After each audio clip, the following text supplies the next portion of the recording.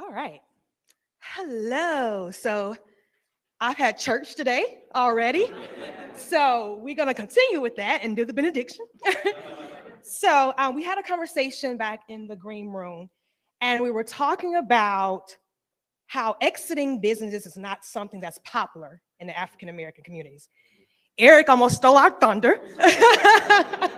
So we're going to talk about why is that? Why don't we in the African American communities, we see it as either it's like a mom and pop shop and we pass it down to our kids, or when we die, the businesses dies altogether. Why is that not a cultural thing to have the exits in the business? So, I'm happy to start. So what I'll say is that sometimes we just don't dream big enough. We think this is supposed to, we are limited in our thinking, right? We're supposed to have a mom and pop. You know, we are not supposed to reach to the stars and become billionaires or anything like that, right? If we make $1 million, then we're good. But you build a business to sell it. No one builds a business to keep it, right? And I'm in the business and investing in businesses that are looking to sell eventually, to looking to exit, so that I can get my money back and give it back to my investors. And so I think we have to start with just a mindset as a whole. We have a systemic barriers and biases, and racism has caused us to believe that we can't do big things. And so we don't dream that big. And so somebody says, starts a business, and girl, I just want to open me a shop, and as long as I can do this and pay my bills, that's not like, and I'll be very honest with you, investors see that in us and they don't want to back us, because they say that we don't think big enough. You're going to come in and ask me to invest in you for a market that's $1 million size. No, I need $1 billion and up. And hopefully you can capture 100 to 200 million of that. And then think about selling it, because you want generational wealth. We don't get generational wealth by holding on to stuff. We get generational wealth by selling it and having enough that we can go either start another business, but our children would never have to work for anybody else again. That is what my choice is right now. I am not a wealthy person, but I found where wealth was and I decided to go there. And then I realized we're hurting ourselves. It's like, what is it? Miels was sold not long ago. And I got to see her in New York. And this woman is like onto something else. She will now have generational wealth if her kid never wants to work for anybody else again. And I'm hoping, I know we're with Cisco corporate here, but I'm hoping we never aspire to work for other people, that we aspire to work for ourselves. So that's a long way around saying that's why we get a little like, I built this from the ground up. I got to hold it forever. Sell it. Sell it. Is that Abraham? Oh, I'm sorry. Hey, anyway, those are my thoughts around that. I love that. I love that. Did you want to expound on that as well? Oh, I was just going to say that I think a lot of times we feel like if we think of an exit strategy, that's quitting. And we've been taught, don't quit. Keep going. You're going to make your money through your business. You're going to do it through your business. It never crosses our mind. And I think even probably the biggest shock to most people was when we saw, Dr. Dre make money by selling the business, exiting out of that. And then we're like, wow, okay, you can make that much money by selling something that, instead of just sitting there trying to sell these beats by Dre forever and ever and ever, I just sell that off. So I think we just don't have that mindset. We got to think more of, don't focus on trying to do everything. Focus on, it's not quitting, it's the next level or the next phase of your business mindset or of your entrepreneurship life. Yeah, I think one of the biggest issues is just fear. And it's fear that's masked by our community that says, oh man, you selling out. Why are you giving up what you built? Because it was worth 10 times what I thought it was worth, because someone came to me with a bucket of cash, which is going to allow me to go do something much bigger. We are, in a lot of ways, as African Americans, are our worst enemy. As soon as we see somebody building something, we're quick to be the ones that want to tear it down. As soon as we see someone building, for example, our culture, our music, our fashion, as soon as someone says, I'm going to make some money off of it, then we're mad with them. You got a lot of our favorite artists right now that are selling their catalogs, and people say, why are they selling their catalogs? Well, if you guys really know how much these cats are making off streaming, they ain't making a lot of money off streaming this music. They're making more money off of taking their likenesses and going out here and having marketing deals or being an entrepreneur or doing other things. The music is really just marketing. So if somebody wants to take it and go sell some cereal, I ain't mad at, I'm not mad at Timbaland or Dre or anybody else selling it. So we have to change our mindset and let that be aspirational to us and understand that this is the game. This is the game. We're not selling cotton. We're selling a lot of times intangible assets and ideas that are turning into these multi-million and billion-dollar businesses. Well, we want them to hold on to it when someone's going to replicate it with AI. The next thing you know, it's not valued at what it was. So, you know, we got to change our mindset. I told y'all we was going to church, right?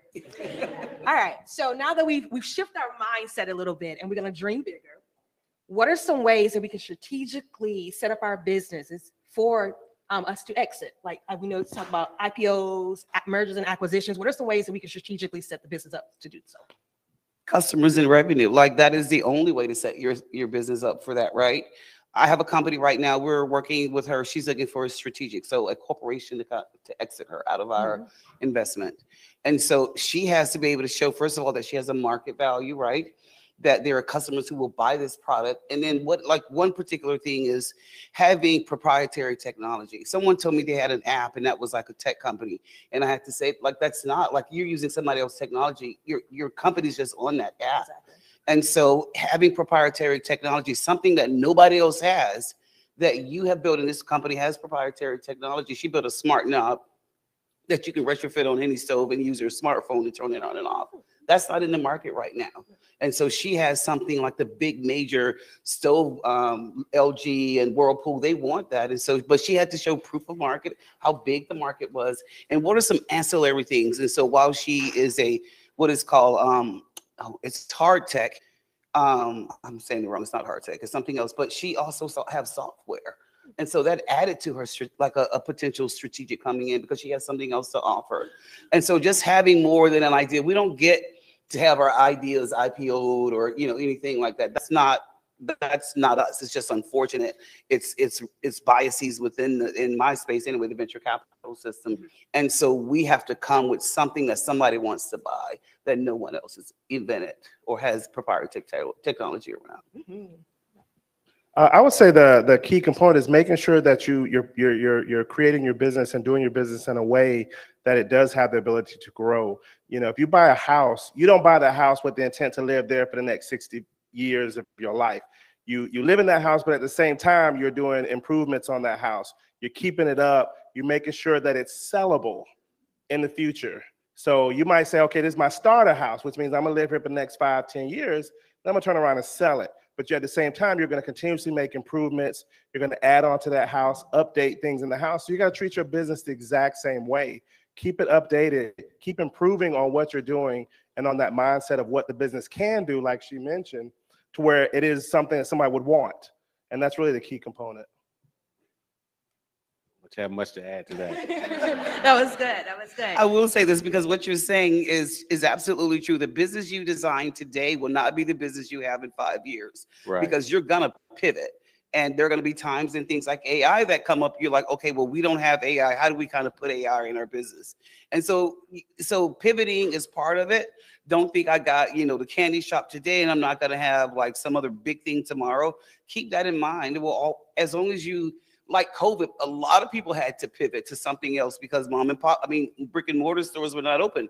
So everybody went online. If you had an online store, you just kept doing business.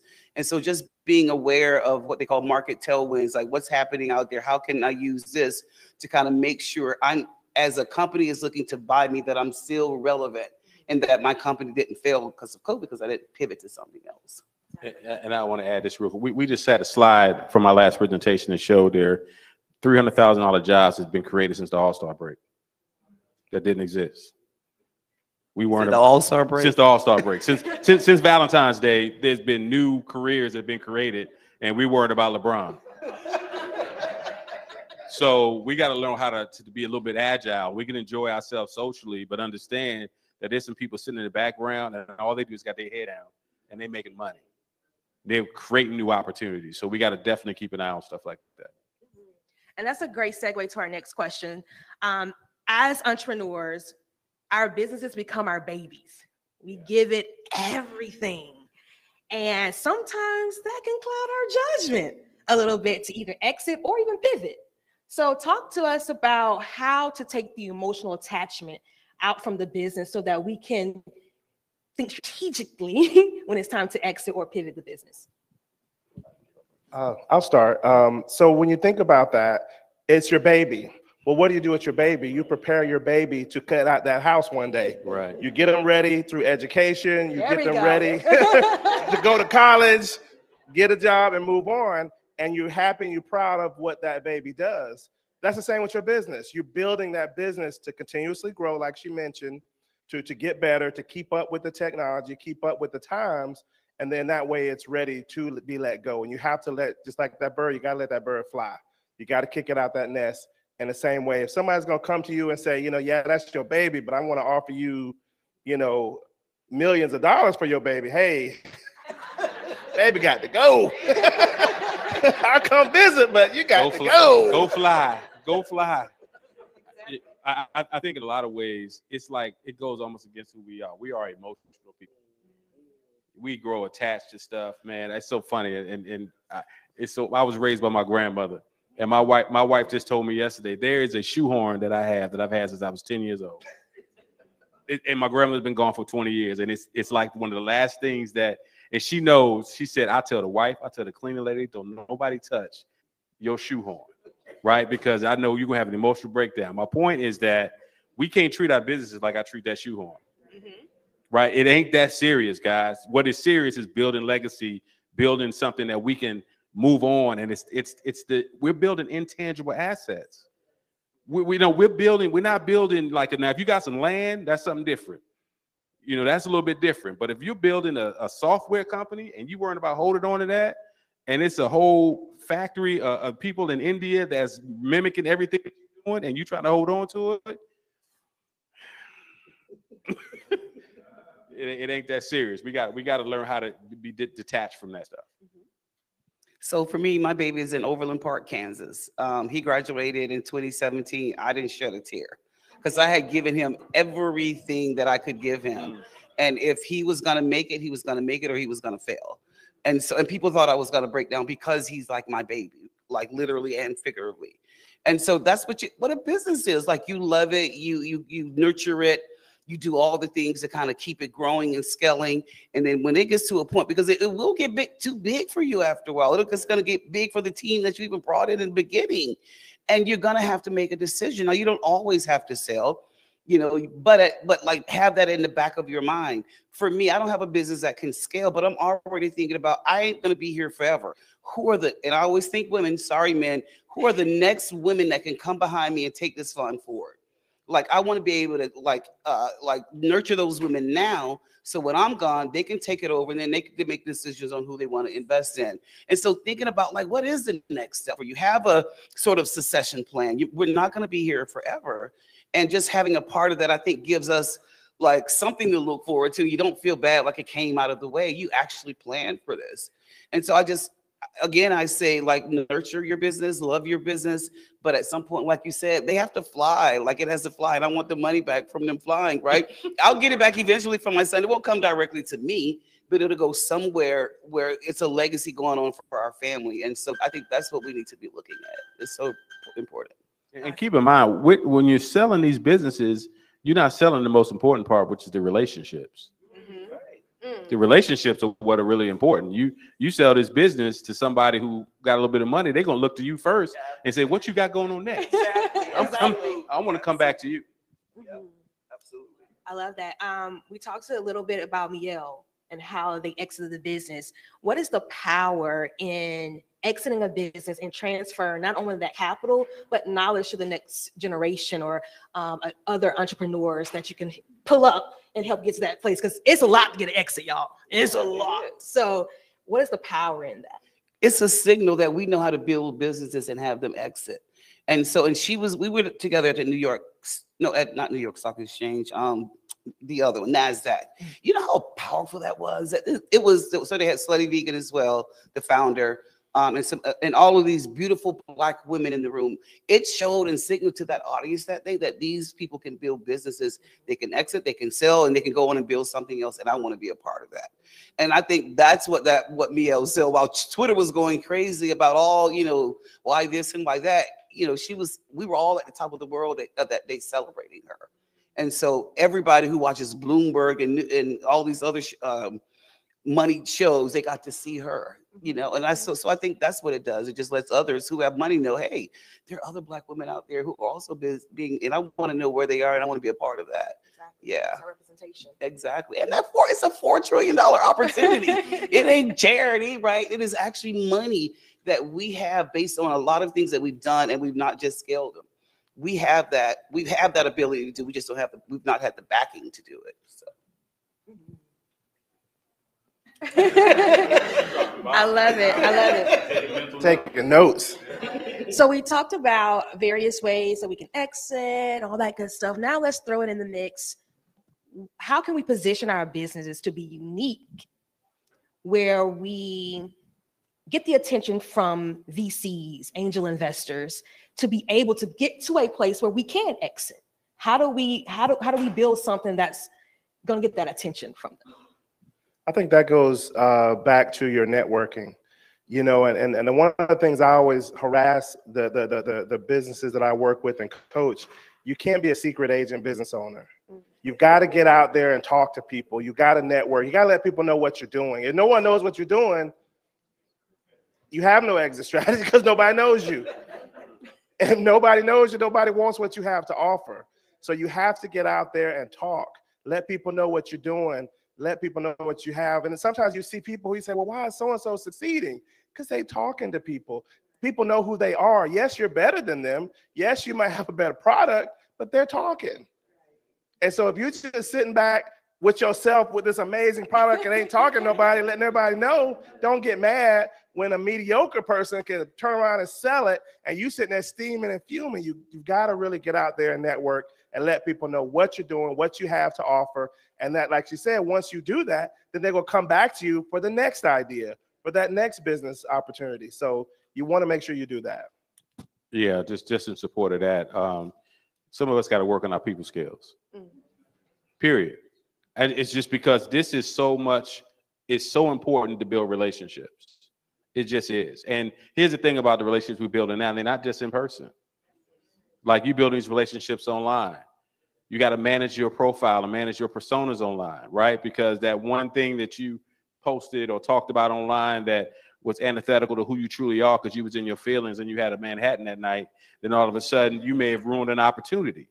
So we just got to make sure we're managing everything that we're doing. Yeah, it's hard, but life is hard, right? You know what I mean? You know, it's so easy to make mistakes and for them to affect your life for years to come. Stuff that 30 years ago, you make a mistake, nobody's going to see it. Now you make a mistake, everybody going to see it.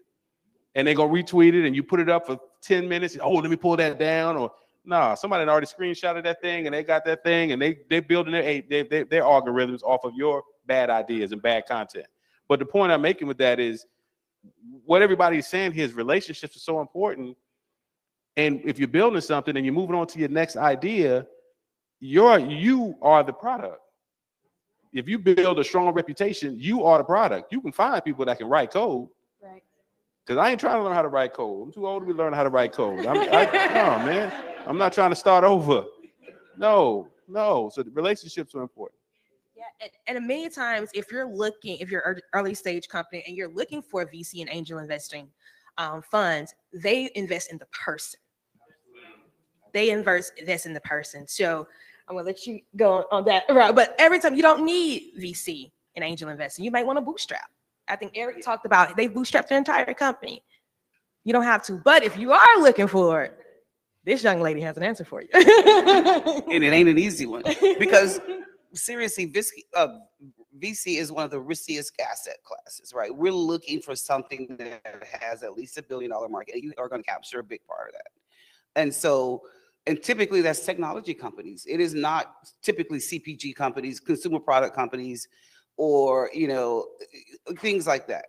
And so the one thing I say about VC, you got to know who we are. What are we looking for? We don't all invest in the same thing. And so don't waste your time. Like if you come to me and you're a CPG company, that's a waste of your time when there's a CPG fund right here in Atlanta that will definitely look at your opportunity. Can you tell me what CPG is? That's consumer product goods. So that's something that you're selling either directly to the consumer or through some other, it'll eventually get to a brick and mortar, but like through some other channel. And so a lot of us don't, but Fearless Fun, beautiful fun here in Atlanta, they love CPG. and they've invested in a lot of companies. And so it's about the research. You know, and you talked about venture capital. The other part, like while I have a venture fund, I'm also trying to educate entrepreneurs around there's other sources of capital that you can access. Some of them are just as hard because they do have, like, everybody's going to have a criteria that you're going to have to meet. And it's typically around customers and revenue. And that's why I said that earlier. All of us are back in the day, the heydays of 2020, in 2021, when Black Founders was, you know, we were all in vogue then. So people wanted to throw money at us on ideas and all of this. And while you may have had a great idea, no one's doing that anymore. Everybody wants to know, who are your customers? Like, who, and like, what's your revenue right now? What's your revenue stream? What's your customer acquisition cost? Like, people are asking harder questions right now. And the whole diversity circus is gone.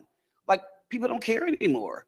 They've gone back to business as usual. So in order to stand out, you got to be amazing. And there's balance to networking, and there's balance to being on social media. I love my entrepreneurs because they are not social media people, right? Yes, they know people, but they're busy building their business. You can waste your time at networking events, right? Or just every time there's somebody saying, let's go to this event because there's going to be an investor in a room. You could be building your business and doing something totally different. And so I love the ones that are head down, focused on the business, right? And then updating me when they're running into stuff like that. And then even the social media, they don't do it. And sometimes I want them to shout me out. Like, we just went through something major and you don't shout me out, but that's not who they are. No. And so there's a balance with all the networking, the social media. You just have to find your right balance. And some of the social media is just smoke and mirrors. They're hyping it up. And by the time you get to a meeting with them, you're going like, you don't really have anything. Exactly. And so, like, I don't like the hyped up. Like, don't hype me up on social media and I talk to you. And I mean, it's obvious that you don't really have anything right now. So just be prepared and do your research and get your customers and your revenue. At the end of the day, that's what everybody's looking for when they're looking to back an entrepreneur. There you go. I'll take it. Be prepared. Yeah. Be prepared. All right. We're going to do Q&A. But before we do that, give them a hand. Thank Our y'all. panelists.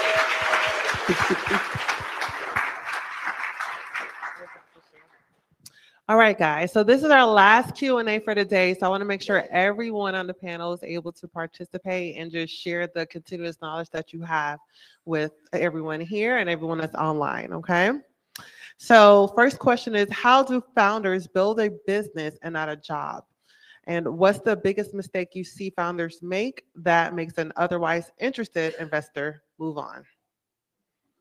Lack of a plan, lack of a understanding of what your ultimate goal for your business. If you haven't really put together a true plan, then you can, if you go somewhere and you say, well, I don't need my GPS to get there, you're gonna get there, but it might take you an extra hour, half hour. You're gonna miss exits, you're gonna do this, you're gonna do that. And in the end, you'll be there and you'll be happy that you got there. But if you'd had that plan, that GPS, you might have got there an hour earlier. Same way with your business. If you're not building a plan and you're not putting something together, then you can still win in business, sure. But how much sooner could you have won if you'd have put together a plan? And that's what I always say. I would, the difference between a founder and just creating a job, founders are more resourceful, I believe. We had conversations earlier with the Urban League, they got, and as well as with the Atlanta Black Chambers, there are resources that are at the disposal, and they're either free or very low cost. And a lot of folks just won't take advantage of it. They won't take advantage of it. Like, you weren't about going out and hiring a marketing director. Well, you can go to some organizations that have been given money by local governments or by people who got dough, and you know what they're doing? They put the money out there. When we don't go get it, they take it back. So we've got to stop letting these opportunities rot on the vine, right? We can say all we want to say about the government and the white man and all this type of stuff. I'm telling you what I know. There's money out here. There's grants out here. There are services with the University of Georgia, with Urban League, with Atlanta Black Chambers, with God knows ABL, you name it, that we don't take advantage of. So we got to be more resourceful and have a mindset that says, instead of me trying to struggle on WordPress building this website, I'm gonna go ahead and invest some money, get somebody else to do what they're good at, and stop trying to figure out what you think you know what you're doing. 6 months down the line, it could have been done in 3 days. And you could have been focused on what you're good at, which is whatever the reason why you started that business. So that's the difference between a founder's mindset and somebody who just created a job. You might as well go back and go work 9 to 5 and get a W-2.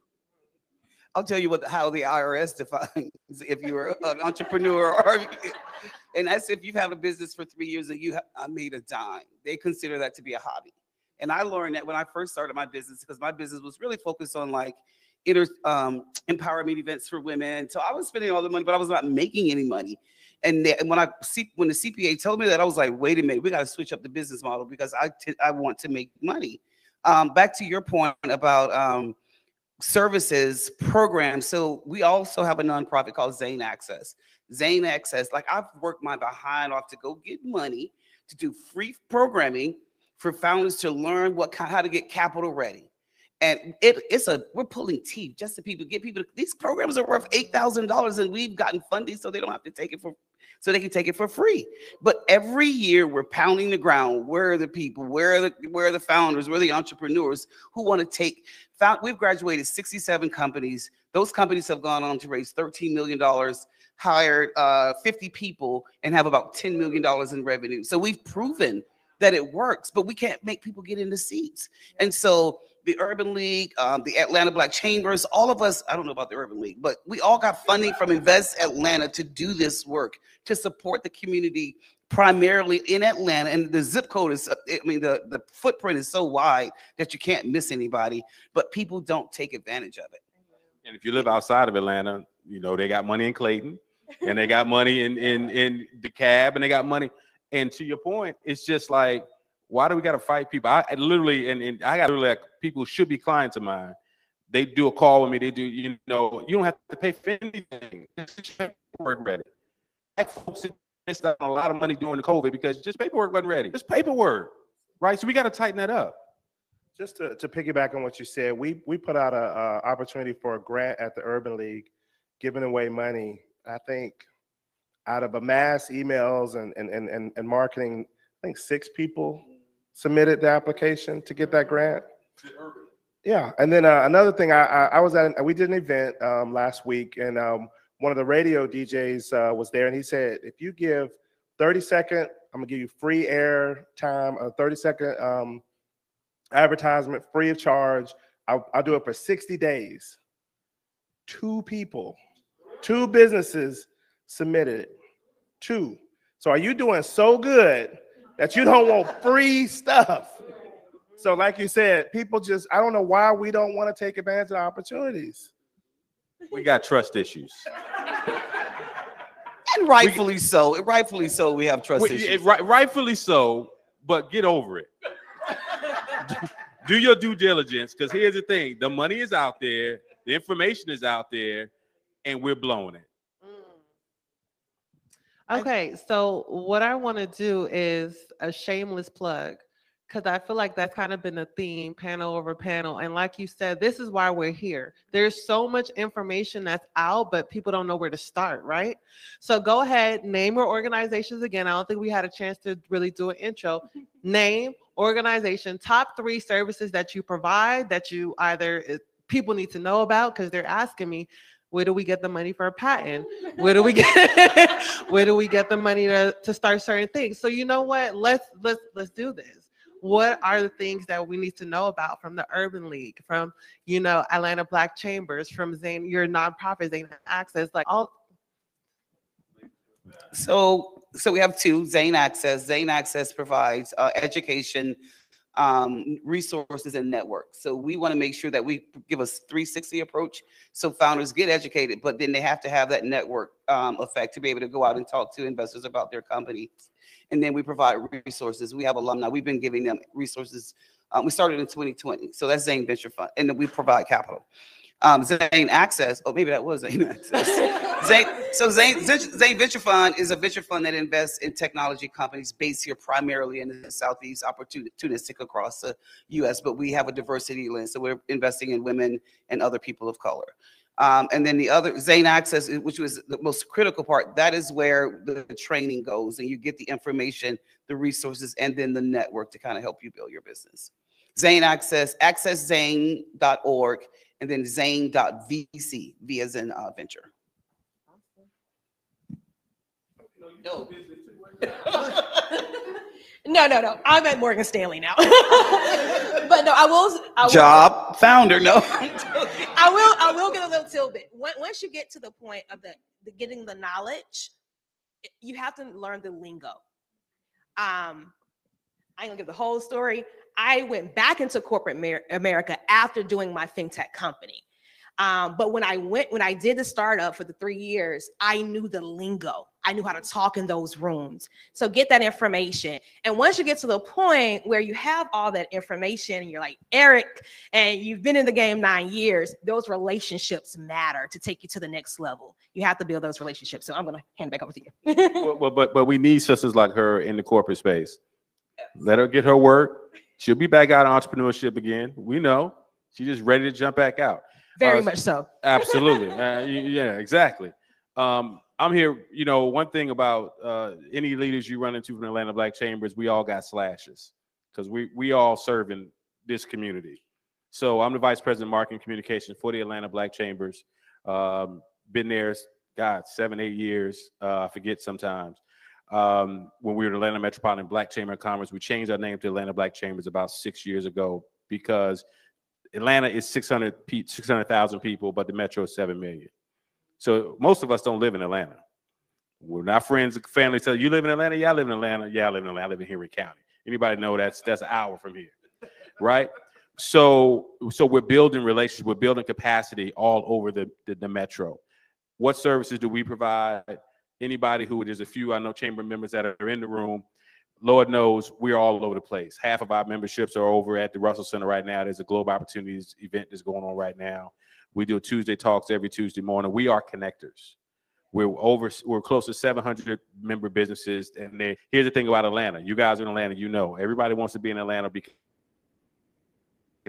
we got members over in Nigeria. We got members in the Caribbean. So we are connectors, but at the same time, we also have a relationship with Invest Atlanta.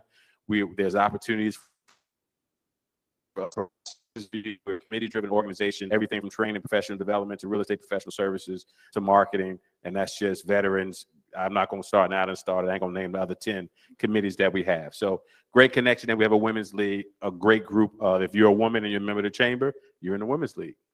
And so there are businesses there. They just had a tea event where they got to put on the little hats and bonnets and bond together and learn how to build relationship. I'm very big on building relationships. When it's all said and done, we should be doing business with each other. That should not even be a question. Stop looking at black folks and judging them worse than you're going to judge people of other communities. If they make a mistake, give them a shot. If they make the second mistake, you might not give them a second shot, but it's somebody else in the community that can provide the same services. So let's make sure you find the people in your community because that's the only way we're going to build wealth, period. All right, I'm Urban League of Greater Atlanta Entrepreneurship Center. And what we do is we help people, whether it be an idea in your mind of a business, startup, growth. We do one-on-one coaching. We do accelerator programs where we do training. We do lunch and learns every Wednesday. And we're doing an event. We haven't put it all together, but it'll be coming either late July or August where we do something similar where we call Meet the Money People, where we put you in front of lots of different, whether it be the venture capitalists, angel investors, banks, CDFIs, all types of lenders so that you can understand, because most people, especially in our community, don't understand what it takes to get ready to get that funding, that loan, or work with a VC. They have no idea. So we basically do a all-day seminar where we teach you. We have like this, where we have like speaking, and then as well as we have like breakout rooms where you can go in and talk specifically with someone that's like a VC where you can get a little bit more in depth. So we're going to be doing that very shortly. But connect with me. Everything we do at the Urban League is free of charge. And so again, you know, free 99. Come on. But if you want to reach me, my email is jpaschal@ulgatl.org. And like I said, everything we do is free. One-on-one coaching, jpaschal@ulgatl.org.